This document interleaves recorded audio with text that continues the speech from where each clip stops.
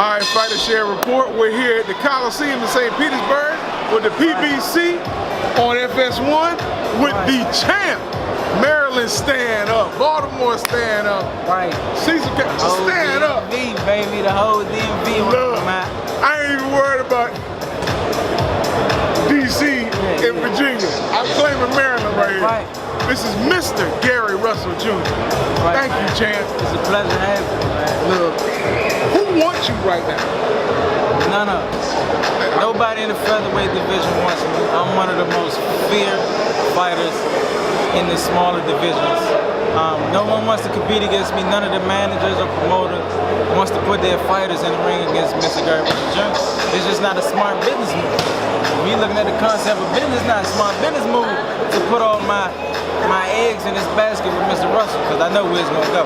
Right, but if you want to get to that status, that elite status, you got to come get the elite, and you're the elite. So who do you want, since nobody's trying to call you out? Listen, I don't really have to mention names. Anyone that's in the featherweight division that has a world title, I want you. It's that simple. Hands down. We've been trying to get it for a while. Now it seems as though I'm being stuck with my mandatories. None of the world champions, the other world champions, are willing to compete.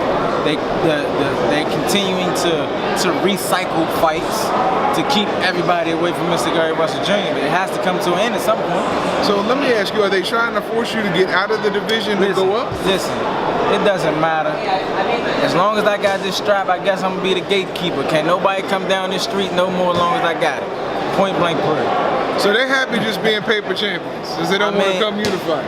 I mean, you got to look at the business aspect of it. When you're dealing with fighters who has a world title, when you lose your title, that's somewhat like losing your livelihood. When you're dealing with managers and promoters who has these fighters that has a world title, and they consistently go back into this pot and pull money out of this pot for this particular fighter and keep that title on their side of the fence, it makes sense. You know, it doesn't make sense to put that fighter in the ring with someone that they can lose everything in it. That's the dilemma in which that we're in. Some of the ways to get around it is to compete in some of the other sanctioning bodies and to compete against some of the top 5 guys in other sanctioning bodies to make myself maybe the number 1 or the number 2 in the WBO or the WBA or the IBF. You know, and these guys will have to challenge me at that point. I'll be the mandatory challenger. You know, it's beginning to get a little irritating, but I love what I do. So keep sending everything my way, and keep letting me sharpen my iron on them, because I'm getting better with time. So the longer you wait, the worse it's going to be. To bring it back home, champ, you have 2 siblings on the card this evening.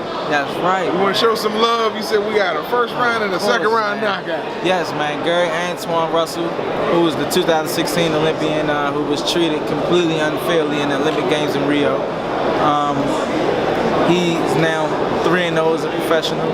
He got a first round knockout. I'm grateful. Antonio, who's one of my other younger brothers, who's moved to 10-0 as a professional now with 8 knockouts.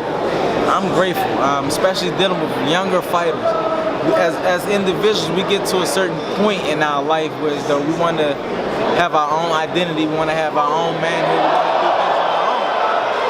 And I'm grateful that my younger brothers has the mentality and the mindset to consistently humble themselves and be able to deal with constructive criticism. You know, and it's difficult to get that with our youth today, so I'm grateful.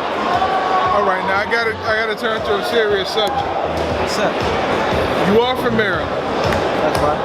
Do you follow the Ravens? This is the funny thing about it. I really don't watch television at all. Okay. I don't watch television at all.